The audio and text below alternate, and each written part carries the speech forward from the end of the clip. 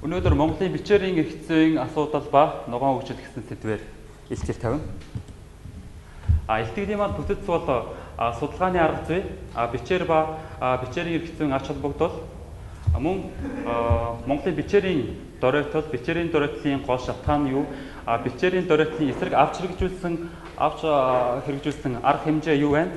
Эрх зүйн асуудал буюу хууль зүйн асуудал, мөн түүхчилсэн судалгаа болон харьцуулсан судалгааг түүнчлэн ногоон хөгжил ба эрчимжүүлсэн мал аж ахуй дүгнэлт илтгэгчийн санал дүгнэлт гэсэн дараалал илтгэл тавина.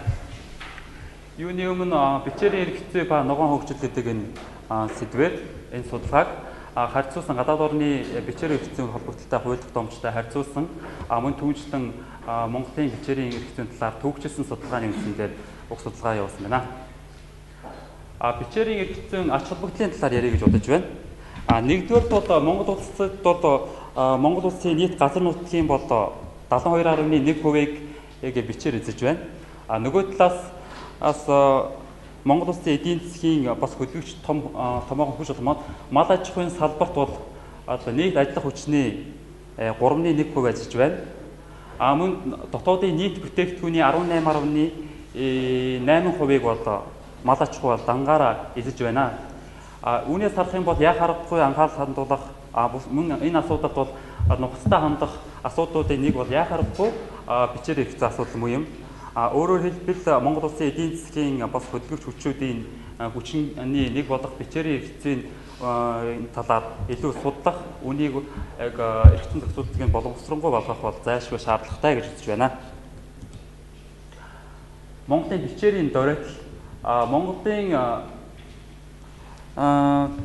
газрын нэгдмэл сангийн тайлангаас үзэх юм бол Монголын нийт бичээрийн газрын 80 орчим хувь нь ямар нэгэн байдлаар дөрөөдсөн байна гэсэн, мөн таслагдсан байна гэсэн ийм дүгнэлт баяыг бол гаргасан байна. Тэгвэл бичээрийн эрх зүйн бичээрийн дөрөөтлийн энэ шалтгаан нь юу юм бэ гэдэг талаар хүндээ авч үзье гэж бодож байна. 1990 он бол бидний амьдралд томоохон өөрчлөлтүүдийг авчирсан онцлогуудын нэг бол яа харахгүй мөн 1990 онд Монгол улс бол нийгэм соёлын хувьд, улс төрийн хувьд, эдийн засгийн хувьд томоохон өөрчлөлтүүд гарсан. Харин бичээрийн эрх зүйд 1990 оны ихээр ямар өөрчлөлт гарсны улмаас бичээр дөрөөтөж талхлагдах явдал өдөр их тусам ийм байдалд хүртэл нь дөрөөтлөж бүрдсэн эрх зүйн зохицуулалт тухай үед ямар зохицуулалт байсан бэ гэдгийг судлан авч үзье гэж бодож байна. 1990 онд бол мал хувьчлал явагдсан. 1992 оны үндсэн хуулиар бол хувийн эмчийг хүлээн зөвшөөрсөн мал хувьчлал явагдсан байгаа. Мал хувьчлал явагдсны энэ эрх зүйн шинжилгээг ярихын өмнө 1990 оноос өмнөх нийтлэлийн үеийн бичээрийн менежментийн талаар бол ярих бол шаардлагатай болов гэж бодож байна. 1990 оны өмнөх бичээрийн менежмент бол нэг талаас төр, нөгөө талаас бол нэгдэл гэсэн. Өөрөөр хэлбэл төрийн зүгээс бол тодорхой хяналт тавина. Малчид бол дур зоргоороо бичээрийг ашиглах, бичээрийг солих, мөн дур зоргоороо хууль цаазад бол хууль тогтоомжийг бол зөрчих бол хэрэггүй. Зөрсөн тохиолдолд торгуулийн арга хэмжээ бун эрүүгийн хуулиар бас шийдэх ийм зохицуулалтууд байжээ. Харамсалтай 1990 оны мал хувьчлалаар бол энэ бичээрийн менежментийн тогтолцоо бол устсан. Өөрөөр хэлбэл 1992 оны үндсэн хуулийн дагуу малыг бол хувьчилсан байна. Мал хувьчлалын үр дүнд хоёр том асуудал гарч ирсэн. Нэгдүгээрт малын тоо толгой бол хэд өссөн. Энийг үндэсний италигийн тайлангаас авч үзэх юм бол 2013 оны байдлаар бол ойролцоогоор 40 гаруй сая мал байна. 40 гаруй сая мал нийт 170 мянган малчин өрхийн амьдралыг тэтгэж байна. Өөрөөр хэлбэл эдийн засгийн гол хүчин зүйл нь болсон байна. Гэхдээ малын тоо бичээрийн даацаас бол 16 сая хонин тоо толгоогоор хэтэрчсэн явж байна гэдэг ийм статистик мэдээллийг бол гаргасан байна. Хоёрдугаарт мал хувьчлалын үр дүн хоёрдугаарт бол бичээрийг бол дур зоргоороо сэлгээг ашиглах гэдэг асуудал бол гарч ирсэн. Энэний гол шалтгаан бол малчтад бол хууль зүйн ямар нэгэн хариуцлага хүлээлгэх ийм хууль зүйн зохицуулалтгүй байгаа учраас Монголд бол бичээрийг дур зоргоороо ашиглаж байна гэсэн дүгнэлтэнд хүрч чадах юм аа. Мал маллахын ухааны судлаач Сүхбаатар бай нийт сүргийн 8-12%-ийг ямаа эзлэх хамгийн зөвхөстэй харьцаа гэж үздэг юм байна. Өөрөөр хэлбэл ямаа гэдэг маань бусад мал сүрэгтэй харьцуулах юм бол бэлчээрт бол нэлээд хаалгатай. Өөрөөр хэлбэл бэлчээрийн ургамлыг бол үндсээр нэдчихдэг. Энэ байдал нь бол бэлчээрийн ургамлын нөхөн сэргэлт болон бэлчээрийн доройтлын бол одоо нэлээд томоохон асуудал болж байгаа юм аа. Энд бол 2008-аас 11 оны хоорондох нийт мал ямаан сүргийн эзлэх хувийг бол графикаар харуулсан байна. Ерөнхийдөө бол 46, 44 ч юм уу 42, 45 гэх хэмжээний юм байна. 2010 оны хувьд бол эрс мэдэгцэл хэмжээгээр ямаан сүргийн тоо бол буурсан байгаа. Үүний шалтгаан бол 2010 онд бол Монгол улсад бол нийт газар нутгийг хамарсан их зуд болсон. Зуднаар бол бог асар хэмжээгээр үргэлжсэн. Үүний шалтгаанаар бол 2010 оны статистик тайлбаргийн мэдээнд бол ямаан сүргийн тоо толгой бол нэлээд бууралтай үзүүлэлт гаргасан байна. Ямаан сүргийн тоо толгой яг цэвэр өсөлтийн талаас нь харах юм бол 2008, 2009 онд бол тогтвортой байсан хэдий ч 2010 онд зуднаар бол нэлээд мал хоригдсон хэдий ч 2000 сүүлийн 2 жилийн хувьд бол мэдэгдэхүйц өссөн. Өмнөх жилүүдээсээ бол 2 нийтдээ 4 саяар бол 2010 онтой харьцуулах юм бол өнөөгийн байдлаар бол 4 саяар бол өссөн үзүүлэлттэй байна. Энэ сая бол ерөөдөө одоо миний дурдчихсан бэлчээрийн эрхцийн доройтлын талаар дурдсан. Төр засгийн зүгээс бэлчээрийн эрхцийн доройтлын эсрэг авч хэрэгжүүлсэн арга хэмжээний талаар яриа гэж бодож байна. Энэ бол малын үдлийн татвар байсан 2002 онд батлсан. Малын үдлийн татвар өөрөө орлогын албан татврын нэг төрөл. Тийм учраас хүн амын орлогын албан татврын тухай хуулийн 21-ийн 2 дугаар ийхүү зааж өгсөн байна. Ямааг бол 1.5 хонин тоо толгойд тооцоолон бодохоор татвар авахаар өөрөөр хэлбэл Монголын бэлчээрийн доройтлын гол шалтгаан болж байгаа ямаан сүргийг бууруулахын тулд татвараар зохицуулъя гэдэг асуудлыг 2000 онд бодж олсон. Харамсалтай нь энэ бодлого бол ямаан өсөлтөнд бол октоос саад удаагүй талаар сая та бүхэн бол статистик мэдээлэл харсан байхаа хэлж байна. Хууль зүйн асуудалтай оръё.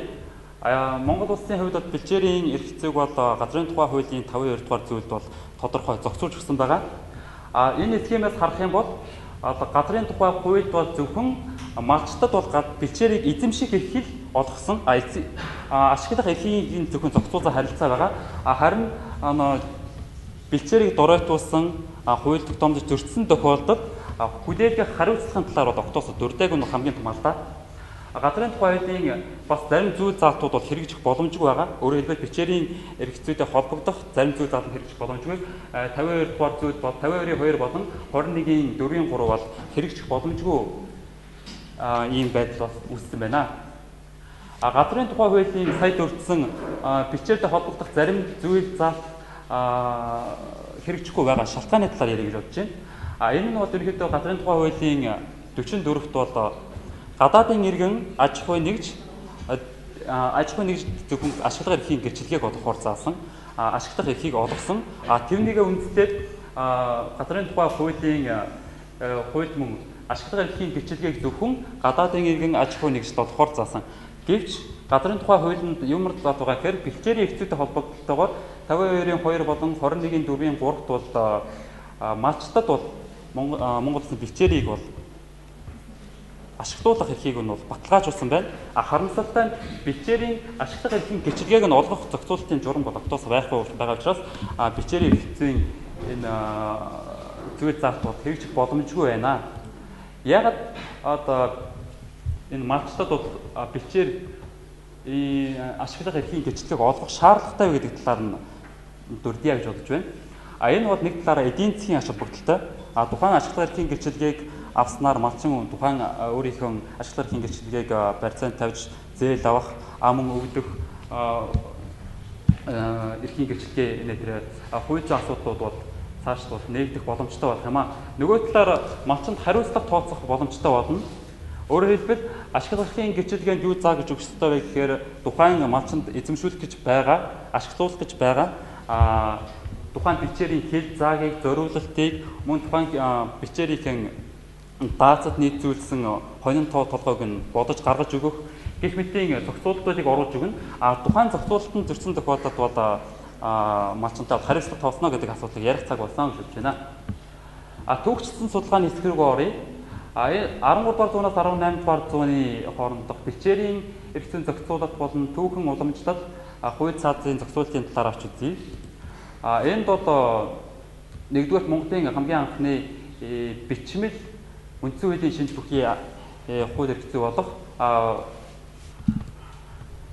их засаг хууль болон мөн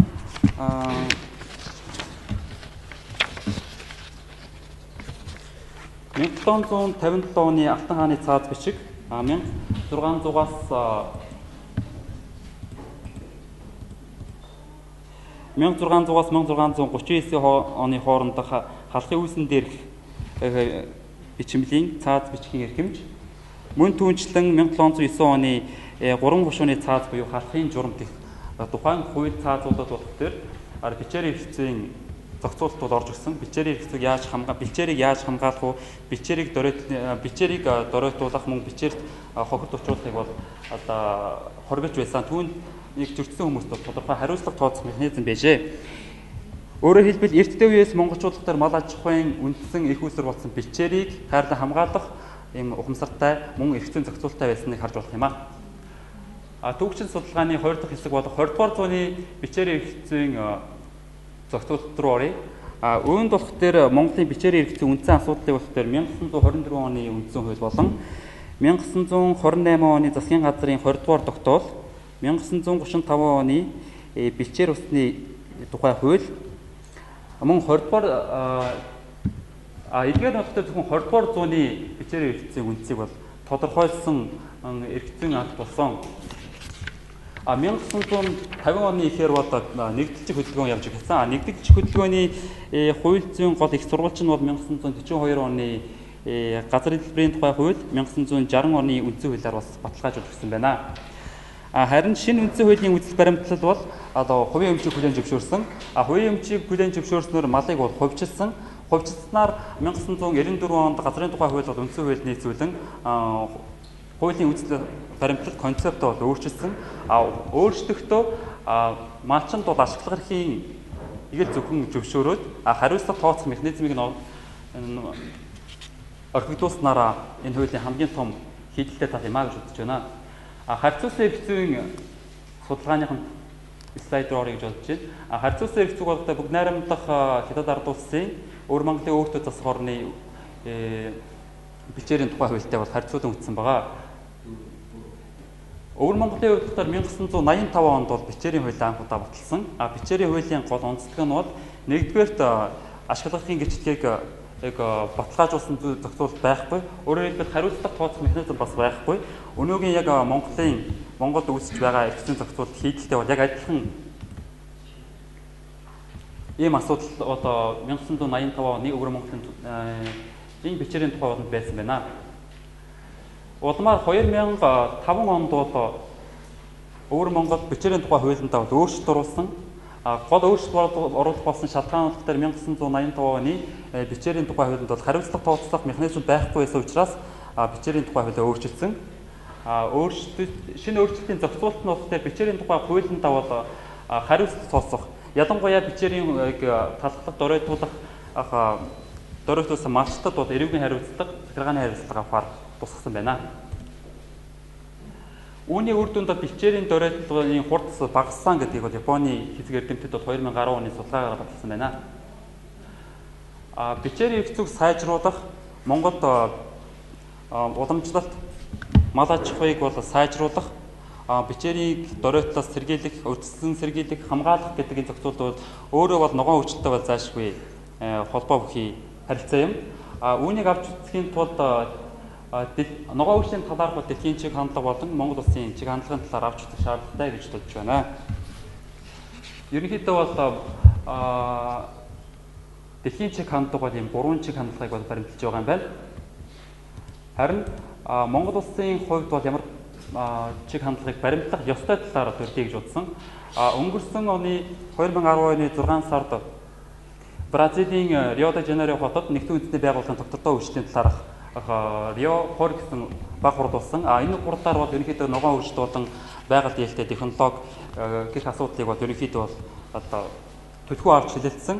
Энэ хуралд бол Монгол улсын хувьд бол оролцсон байгаа. Оролцсон бүх улсуудын хувьд бол тухайн нэгдсэн улсын байгууллага 20 дугаар хурлаар бол тодорхой үүрэг даалгавар өгсөн. Манай улсын хувьд болохоор ямар үүрэг даалгавар авсан гэхээр байгаль орчиндөө ээлтэй техник технологиг нэвтрүүлэх, ногоон дэд бүтц болон ногоон хөгжлийг зохицуулах эрх зүйн орчныг бүрдүүлэх гэх мэтийн үүрэг даалгаврыг авсан байгаа. Бид ч бас энэ хандлагыг баримтлах шаардлагатай гэж бодож байна. Эрчимцэн мал аж ахуй бол ногоон хөгжил нөлөөлөх нөлөөлийн талаар авч үзье гэж бодож байна. Ногоон хөгжил бол эрчимцэн мал аж ахуй өөрөөр хэлбэл фермерийн мал аж ахуйг Япон болон Америкийн нэгдсэн улстай харьцуулж үзсэн байгаа. Америкийн нэгдсэн улс бол төр засгийн газраас бол эрчимцэн мал авчгүйг бол татврын бодлогыг хөнгөлөх гэх мэт олон өөрөөр хэлбэл семинар зөвлөгөөний зохион байгуулалтын олон аргаар бол дэмждэг юм байна. Японы улсын хувьд бол хоршоод байгуулдаг. Тухайн хоршоод нэгсээ зээл тусламж авах, мөнгө дунд фермерийн хөрөмжийн болон бусад мал эмнэлгийн болон олон үйлчлэгийг авахд бол ихэнх хэрэгтэй байт юм байна. Ингээд өөр улсуудын эрх зүйтэй харьцуулт болон төвөгчсөн судалгаан дээр үндэслээд илтгэгчийн зүгээс дараах саналыг дэвшүүлж байна. Нэгдүгээрт улир тутам бол бичээрийг бол сэлгэх шаардлагатай. Сэлгээгүй тохиолдолд торгуулийн арга хэмжээ авах болон торгуулийн арга хэмжээ авах, мөн албадлагын арга хэмжээ авах зохицуултыг бол тусгаж өгөх шаардлагатай. Мөн түүжлэн малчтад бол ашиглах эрхийн гişлэгийг бол олгох шаардлагатай. Эрчимцэн мал аж ахуйг бол дэмжсэн хууль эрх зүйн зохицуулалтыг боловсронгуй болгох шаардлагатай гэж бодож байна. Эцэст нь дээр бүгдийг дүгнээд хэлэх юм бол Монгол улс бол 1990 онд бол ардчлалд хөл тавьсан, өөрөөр хэлбэл социализмын нийгмийн байгууллагаас зах зээлийн эдийн засгийн нийгэм байгуулж шилжсэн малыг бол хөгжилсэн. Үүний үр дүнд мал хэд их өссөн, Монголын бичээрт бол маш их дөрөөдлийг, ачааллыг, мөн даацыг хэтрүүлэх байдал бол өнөөдөр газар авсан байна. Энийг бас шийдвэрлэх арга замыг бол зав хайх шаардлагатай байна. Нөгөө талаар манай улсын хувьд эрчимцэн мал аж ахуйд хөрөнгө оруулалт хийх, мөн эрх зүйн орчныг боловсронгуй болгох нь бол туйлын ажил багталтай гэж бодож байна. Бид нар ер нь бол сүрэл ба гарц гэсэн хоёр ханал сонголт үлдсэн гэж бодож байна. За баярлалаа.